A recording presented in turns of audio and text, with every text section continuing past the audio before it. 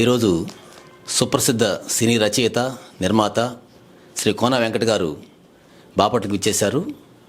బాపట్లలోని పలు కార్యక్రమాల నిర్వహణలో అందివేసిన చేయిగా కోన వెంకట గారు బాపట్ల ప్రజలందరికీ సుపరిచితులు. అదేవిధంగా బాపట్లలో స్థిర నివాసం ఏర్పరచుకొని బాపట్ల ప్రాంత అభివృద్ధికి తనదైన శైలిలో అనేక కార్యక్రమాలకి శ్రీకారం చుట్టాలని నిర్ణయించుకున్నారు. వారిని సుమన్ టీవీ బాపట్ల మర్యాదపూర్వకంగా పలకరించడానికి ఈరోజు కోన వెంకట గారి స్వగృహానికి విచ్చేసింది. నమస్కారం సార్.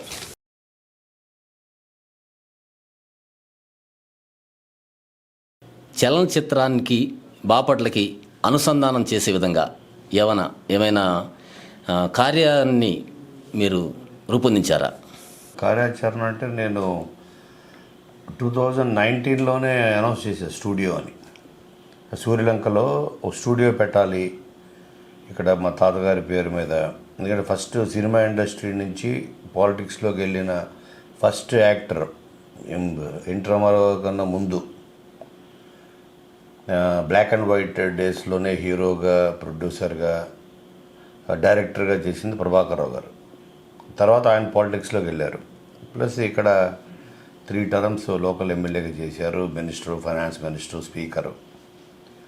ఆయన పేరు మీద ఒక స్టూడియో పెట్టాలన్నది నా మైండ్లో ఉన్న ఒక పెద్ద ప్లాన్. దానికి అన్నీ కూడా రెడీ చేసుకున్నాను. 2019లో గవర్నమెంట్ రాగానే అది పెట్టచ్చు అనే ఎందుకంటే స్టూడియో పెడితే నాకు నేను ఇప్పటికి 55 ఫిలిమ్స్ పైన రాశాను. ఎంతోమంది హీరోలు నేను ఇక్కడ తీసుకురాగలను, ప్రొడక్షన్స్ని ఇక్కడికి. ఎందుకంటే సీ అన్నది, సముద్రం అన్నది చాలా పెద్ద అడ్వాంటేజ్ సినిమాలకి. మీరు చూస్తే ఇప్పుడు వైజాగ్లో ఇప్పుడు నేను రాసే ప్రతి సినిమా అమ్మా నా తమిళమ్మ దగ్గర నుంచి చాలా సినిమాలు వైజాగ్లో పెడతాం. ఎందుకంటే దానికి సముద్రం అన్నది ఒక ఎమోషన్. అది అంటే సినిమాలో క్యారెక్టర్లో, సిచ్యువేషన్స్లో అది ఒక ఎమోషన్ని యాడ్ చేస్తుంది. బ్యాక్డ్రాప్, సీ బ్యాక్డ్రాప్ అన్నది. అటువంటిది మనకి హైదరాబాద్కి అత్యంత సమీపంగా ఉన్న సముద్రం బీచ్ బాపట్ల మనది సూర్యలంక. కాబట్టి ఇండస్ట్రీ ఇక్కడికి తీసుకురావడం చాలా ఈజీ అనుకున్నాను. నాకు ఫిల్మ్ ఇండస్ట్రీలో ఉన్న నా పరిచయాలతోటి, నా కాంటాక్ట్స్ తోటి ఇక్కడ నెంబర్ ఆఫ్ ఫిలిమ్స్ తీసుకొచ్చి ఉండేవాడిని కూడా అన్న ఎందుకంటే ఒకసారి ఇండస్ట్రీ వస్తే ఫిలిం ఇండస్ట్రీతో అనుబంధంగా చాలా వస్తాయి. ఒక ఎంప్లాయ్మెంటు, లోకల్గా జూనియర్ ఆర్టిస్టులు, క్యారెక్టర్ ఆర్టిస్టులు. ఇక్కడ మన దగ్గర ఎప్పటి నుంచో నాటక కళా పరిషత్తు పెట్టి చాలామంది ఇక్కడ స్టేజ్ కళాకారులు ప్రోత్సహిస్తున్నాం. వీళ్ళందరికీ పని దొరుకుతుంది. మెయిన్ యాక్టర్స్ అక్కడి నుంచి హైదరాబాద్ నుంచి వచ్చినా, అటు క్యారెక్టర్ ఆర్టిస్టులు కానీ, జూనియర్ ఆర్టిస్టులు కానీ, అంటే ఒక పెద్ద పరిశ్రమ ఇక్కడ బాపట్లలో ఏర్పడడానికి అవకాశం ఉంటుంది అనుకున్నా. దానితో అనుబంధంగా హోటల్స్ వస్తాయి, అనుబంధంగా మనకి మెస్సులు వస్తాయి. అలాగే ట్రాన్స్పోర్ట్కి సంబంధించి వెహికల్స్, ట్రావెల్స్, అసలు మొత్తం బాపట్ల ఎకానమీ మారిపోతుంది. ఎందుకంటే ఒక సినిమా అనేటప్పటికీ మేము కనీసం మినిమం 3 months షూటింగ్ చేస్తాం. 3 months అదే సరిపోయేది. ఎందుకంటే మనం ఇక్కడ ఏంటంటే అభివృద్ధి అన్నది సినీ పరిశ్రమ ద్వారా చాలా త్వరగా వస్తుంది. ప్లస్ నాకు 25 years ఎక్స్పీరియన్స్ ఉంది. కానీ ఈ పొలిటికల్ టార్గెట్ అయిపోవడం వల్ల దాన్ని పక్కన పెట్టి, బట్ ఈసారి మళ్ళీ ఆయన రావడం ఖాయం జగన్ గారు. ఈసారి నేను బాబాయ్ కూడా చెప్పా, ఎవరేమనుకున్నా మనం అనుకునేవాళ్ళు అనుకుంటూనే ఉంటారు. మనం వెనకడుగేయడం కరెక్ట్ కాదు. మనం మాట ఇచ్చాం ఊరికి. సో 100% స్టూడియోకి నాకు ఒక సైట్ కూడా ఐడెంటిఫై చేసి, నాకు మినిమం అయితే 20 acres to 25 acres కావాలి మినిమం. దాంట్లో సెట్స్ వేయడానికి, డెవలప్ చేయడానికి, సీ ఫేసింగ్లో ఈసారి గవర్నమెంట్ రాగానే తప్పకుండా చేయాలన్నది సుప్రసిద్ధ రచయిత ఆత్రేయ గారితో కూడా మీకు మీ అనుబంధం, మీ స్నేహం అద్భుతమైంది. ఆత్రేయ గారితో మీకున్న అనుబంధాన్ని మా సుమన్ టీవీకి పంచాలని. అంటే ఆత్రేయ గారు అది వేరే అది ఒక డిఫరెంట్ చాప్టర్. దాని మీద మనం సినిమా తీయచ్చు. అంటే నాకు పర్సనల్గా నేను ఎంబీఏ చేసి కార్పొరేట్ సైడ్ నేను జాబ్ చేస్తున్న రోజుల్లో, అప్పుడు జస్ట్ 23 years, నాకు 23 సంవత్సరాలు ఉండగా, అప్పుడు నాకు ఆయనతోటి ఆయన దగ్గర ఫోన్ రావడం. సో ఆత్రేయ అప్పుడు ఆయనకి అంటే మా ఇద్దరికి ఒక 40 years డిఫరెన్స్. బట్ అది వేరే స్టోరీ. ఆ తర్వాత ఇంకోసారి చెప్తాను.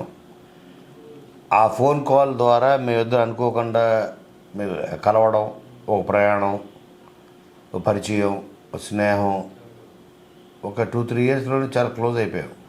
నేను అసలు సినిమా ఇండస్ట్రీలోకి రావడానికి రైటర్గా ఫస్ట్ ప్రేరణ మాత్రం ఆయనే. అప్పుడు ఆయన వెంకటేష్ తోటి ఆయన ప్రేమ అన్న సినిమా రాస్తున్నారు. ప్రేమ, వెంకటేష్ హీరోగా, రేవతి హీరోయిన్గా. దాని కథా మాటలు, పాటలు ఆయనే. అలాగే అభినందన, నీరాజనం, ఆ సినిమాలు. ఆ టైంలో నేను ఆయన పక్కనే ఉంటూ ఆయన దగ్గర నుంచి చూస్తూ, ఓహో రైటింగ్ అంటే ఏంటి ఇలా ఉంటుందా.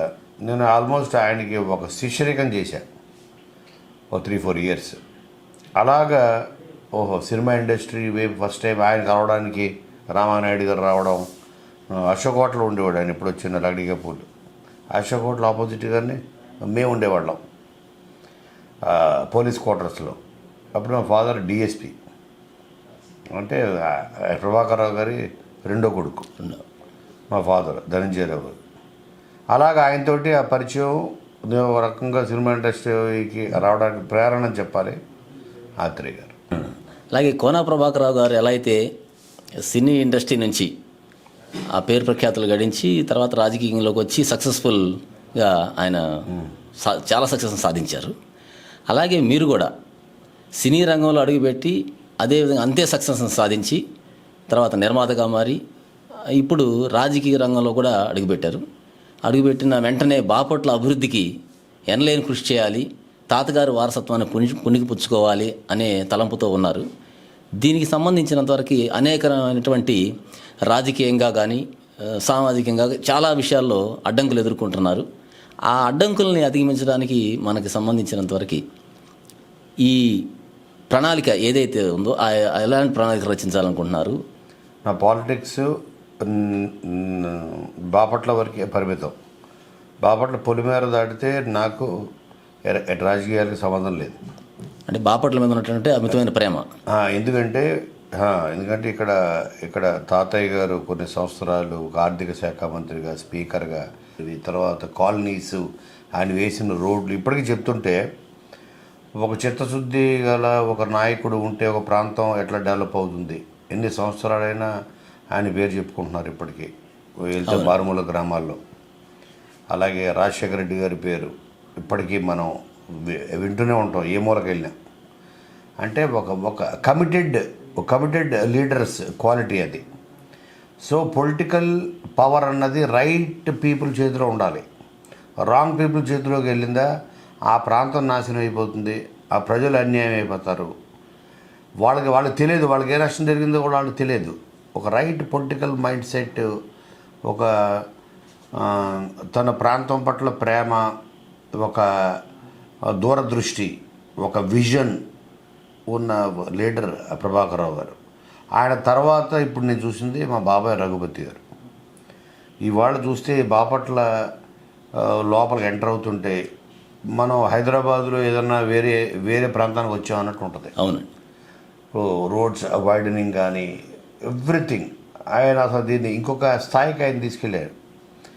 నేను ఎందుకంటే నేను సినిమా ఇండస్ట్రీలో ఉండడం వల్ల షూటింగ్ కోసమని చాలా ఊరు తిరిగా. సో చాలామంది ఏంటంటే వాళ్ళ పాలిటిక్స్ అంటే వాళ్ళ కుటుంబం వరకు, లేకపోతే వాళ్ళ తర్వాత వాళ్ళ కొడుకులు, వాళ్ళ అల్లుళ్ళు, వాళ్ళ కూతుళ్ళు, ఇలాగా ప్రాంతం సెకండరీ, వాళ్ళ ఓన్ డెవలప్మెంట్ మీద ఫోకస్ చేసే ప్రాంతాలు ఎన్నో చూశాను నేను. కానీ ఇక్కడికి మళ్ళీ ఇన్ని సంవత్సరాల తర్వాత ఇప్పుడు తాతయ్య గారిది 83లో ఆయన ఓడిపోయారు, మళ్ళీ రఘుపతి గారు ఎమ్మెల్యే అయ్యారు. అంటే చూడండి ఎన్ని సంవత్సరాలు. 2030 1983 ఆయన చివరిగా, తర్వాత ఆయన మహారాష్ట్ర గవర్నర్ అయ్యారు, తర్వాత పాండిచ్చేరి సిక్కిం గవర్నరు. ఆయన కూడా తన ప్రాంతాన్ని పట్టించుకుంటూ ఆయన చేయగలిసింది ఆయన కేంద్రం నుంచి ఆయన ఈ ఊరికి ఆయన చేస్తూ వచ్చాడు ఆయన. But real power, political power అంటే మన చేతిలో ఉంటే మన ప్రజలకి మన మన మన ప్రాంతానికి ఎన్నో చేయొచ్చు అని మళ్ళీ 2014లో రఘుపతి గారు అయిన తర్వాత ఈ 10 years చూసుకుంటే బాపట్ల రూపురేఖలే మారిపోయాయి. దానికి నా వంతుగా నేను వెనకాల ఉండి నేను చేయడం తప్ప ప్రత్యక్ష రాజకీయాల్లో నాకు ఎటువంటి ఇంట్రెస్ట్ లేదు. నా ఇంట్రెస్ట్ ఓన్లీ నా ఊరు, నా ప్రాంతం, నా బాపట్ల. కళాకారులకు సంబంధించి మీరు ఒక కళాకారుడిగా, కళాభిమానిగా ఇక్కడ ఒక పర్మనెంట్గా కేంద్రాన్ని, జిల్లా అయింది ఇప్పుడు బాపట్ల జిల్లా అయింది. ఈ జిల్లా అయిన సందర్భంలో జిల్లా కేంద్రంగా ఒక పర్మనెంట్గా ఒక సాంస్కృతిక కేంద్రం, ఒక పెద్ద ఆడిటోరియం, దానికోసం మీరు ఏదైనా ప్రణాళిక రచిస్తున్నారు సార్? ఇప్పుడు యాక్చువల్ చూసుకుంటే కళాకారులకి కళ అన్నది ఇప్పుడు ఏమంటారు దాన్ని, అదొక హాబీ అయిపోయింది, అదొక వృత్తి కింద చేయాలి అంటే అది వద్దు. సినిమా ఒకటే, తర్వాత చెప్పుకోవాలంటే సీరియల్స్, లేదంటే ఓటీటీ. అంటే అదొక దాని ఏమంటారు జీవనోపాధి కింద అయితే దానిలో ప్రయోజనం ఉంటుంది. ఇప్పుడు అలాంటి గత 15 సంవత్సరాలు 20 yearsగా మేము కూడా ప్రతి సంవత్సరం కొర ప్రభాకర్ నాటక పరిషత్ అనేది చేస్తున్నాం. సో దానివల్ల ఏంటంటే మనకి మరుగున పడిపోయిన ఈ నాటక రంగాన్ని మళ్ళీ మనం ఆదరించడం, లేకపోతే వాళ్ళకి ఓ ప్లాట్ఫామ్ కల్పించడం, అంతవరకు చేయగలం. ఎందుకంటే కళాకారుడు అన్నోడికి ప్రతి వాడికి వాడు ప్యారలల్గా వాడికి ఆడ బతకాలి కదా, ఆ కుటుంబం బతకాలి కదా, దానికి వేరే ఉద్యోగం ఉంటుంది. వాళ్ళు ప్యారలల్గా వేరే జాబ్ చేసుకుంటూ ఈ ఖాళీ సమయాల్లో స్టేజ్ ప్లేస్ అని, నాటకాలని, నాటికలని చేసుకుంటున్నారు. ఇలా కాకుండా ఇప్పుడు నేను చెప్పాను కదా స్టూడియో ఒక మోడల్ వస్తే ఆటోమేటిక్గా సినిమాలే ఇక్కడ తీయడం మొదలు పెడతారు, ఇక్కడ ప్రొడక్షన్స్ స్టార్ట్ అవుతాయి. అప్పుడు ఇప్పుడు చూసుకుంటే హైదరాబాద్లో సో ఇప్పుడు యాక్టింగ్ అంటే కళ అన్నది దాన్ని ప్రొఫెషనల్గా మార్చాలి అంటే అది ఓన్లీ ఒక సినీ పరిశ్రమ, లేదంటే టీవీ సీరియల్స్, లేదంటే ఓటీటీల ద్వారానే సాధ్యం. అంటే ఫుల్ టైం ఆర్టిస్ట్కి ఫుల్ టైం జాబ్ అవ్వాలి, పార్ట్ టైం అవ్వకూడదు. ఈ సాంస్కృతిక కేంద్రాలు, లేదంటే స్టేజు, ఆడిటోరియంలు, వీటి వల్ల నాకు తెలిసి ఎటువంటి ఉపయోగం లేదు. అంటే వాళ్ళకి ప్లాట్ఫామ్ కల్పించడం, వాళ్ళకి వీకెండ్స్లో, వాళ్ళకి వారాంతంలో ఏదన్నా వాళ్ళ నాటకాలు వేసుకుంటే కళ అంతరించిపోకుండా ఇప్పుడు మేము చేస్తున్నట్టు నాటకళా పరిషత్ అలాగా వాడి పనికి వస్తుంది తప్ప అది వాళ్ళకి కడుపు నింపదు. సో ఈ రెండుని సంధానం చేయాలంటే కేవలం ఒక పరిశ్రమతోనే సాధ్యం. పరిశ్రమతో జీవనోపాధి ఉంటేనే వాళ్ళు ఫుల్ టైం ఆర్టిస్టులు అవుతారండి. అవును. ఇప్పుడు per day 1 lakh, per day 3 lakh తీసుకున్న ఆర్టిస్ట్ కూడా ఉన్నారు. నాలుగు పేరు చెప్పకూడదు. కళాకారుడు అంటే సహజంగా కళాకారుడు పేదవాడుగానే మిగిలిపోతున్నాడు. అలా కాకుండా కళాకారుడిని ఒక ధనికుడిగా చేయాలనే ప్రయత్నం కూడా ఇందులో ఇమిడి ఉంది. కాబట్టి ఇండస్ట్రీ బాపట్ల తీసుకొచ్చే ప్రయత్నమే అది. అది వస్తే ఆటోమేటిక్గా అందరిది ఎకానమీ మారుతుంది. అవును. అది కళాకారులందరూ కూడా మీ యొక్క ఇప్పుడు చాలాసార్లు నేను ఇక్కడ సినిమా తీయాలనుకున్నా.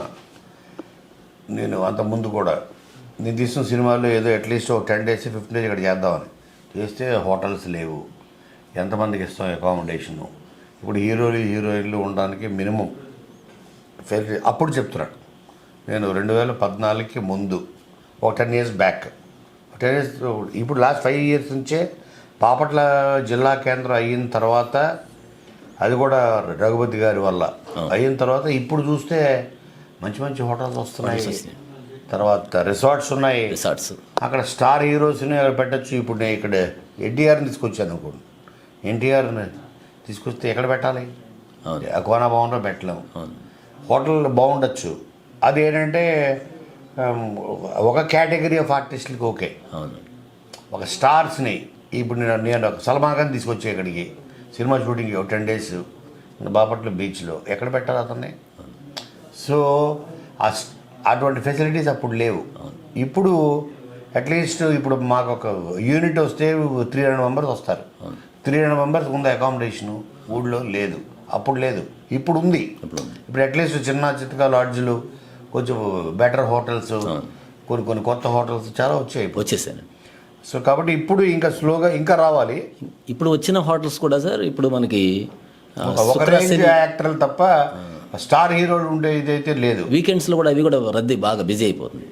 అంటే సరిపోవట్లేదు, ఇంకా సరిపోవట్లేదు. అందుకనే ఆటోమేటిక్ పరిశ్రమ వస్తే నా ఉద్దేశం ఏంటంటే 25 acres గవర్నమెంట్ ఇస్తే అందులోనే స్టూడియోకి సంబంధించిన ఫ్లోర్స్, ఒక కాలనీ సెట్, సముద్రం ఎదురుగుండా మిడిల్ క్లాస్ ఒక కాలనీ, దాంతోపాటు అకామిడేషన్.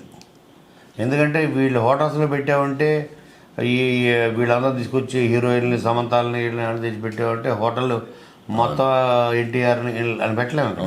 వాళ్ళు అసలు బయట కాలు కూడా పెట్టలేరు. సో రిసార్ట్ కమ్ స్టూడియో పెట్టాలనేది నా ఐడియా. అక్కడే ఒక మినిమం అంటే స్టార్, ఎంత పెద్ద స్టార్ వచ్చినా కంట్రీ వాళ్ళు ఒక వాళ్ళ సూట్ రూము, ఫెసిలిటీస్ కూడా, అకామిడేషన్స్ అందు కూడా పెట్టి రిసార్ట్ కమ్ స్టూడియో, అది నా ఐడియా. అంటే మినిమం ఒక 50 to 70 rooms. సార్ ఇప్పుడు దీనికి సంబంధించి ఇప్పుడు అక్కడ ల్యాండ్ అంతా కూడా ఫారెస్ట్ ఆధీనంలో ఉందని. అవునవును, నా క్లియరెన్స్ ఇప్పుడు నేను ప్రయత్నాలు సీరియస్గా జరుగుతున్నాయి సార్. ఇప్పుడు రఘుపతి సీరియస్గా తీసుకుని ఆయన ఇప్పుడు సీఎం దగ్గర నెక్స్ట్ గవర్నమెంట్ రాగానే ఫస్ట్ ఫైల్ ఇదే క్లియర్ చేయించాలి. ఎందుకంటే ఆ ఒక్క ఆటంకి వల్ల ఇప్పుడు హైదరాబాద్ నుంచి నియరెస్ట్ బీచ్ అని గూగుల్లో సెర్చ్ చేస్తే బాపట్ల అని చూపిస్తుంది. కానీ బాపట్ల వచ్చిన వాళ్ళందరికీ అకామిడేషన్ అక్కడ జరగట్లేదు. అందుకని చక్కర్లు కొడుతున్నారు. మన శుక్ర, శని, ఆదివారాలు 3 రోజులు కనుక వీకెండ్స్ వస్తే ఇక్కడ కార్లు చక్కర్లు కొడతా ఉంటాయి. మీ ప్రయత్నం సక్సెస్ అయితే ఖచ్చితంగా ఆ కోస్టల్ బెల్ట్లో ఈ బాపట్ల అనేది ఇప్పుడు బీచ్ రోడ్డు ఒకటే డెవలప్ చేస్తున్నారు.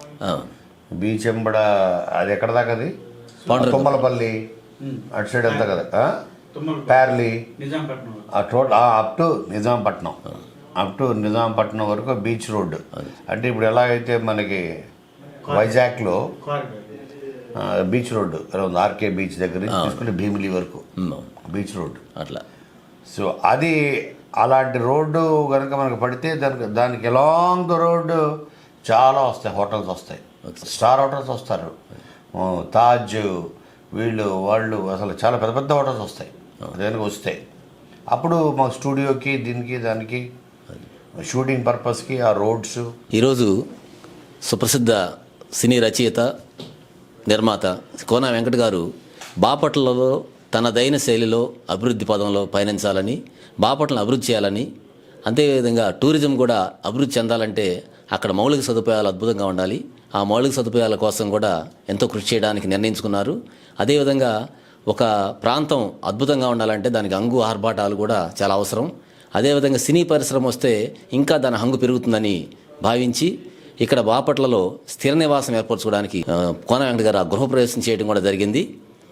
మరి వారి యొక్క ఆశయం అద్భుతంగా నెరవేరాలని కోరుకుంటూ సుమన్ టీవీకి ఇచ్చినటువంటి ఇంటర్వ్యూకి ధన్యవాదాలు తెలియజేసుకుంటున్నాను సార్. Thank you sir.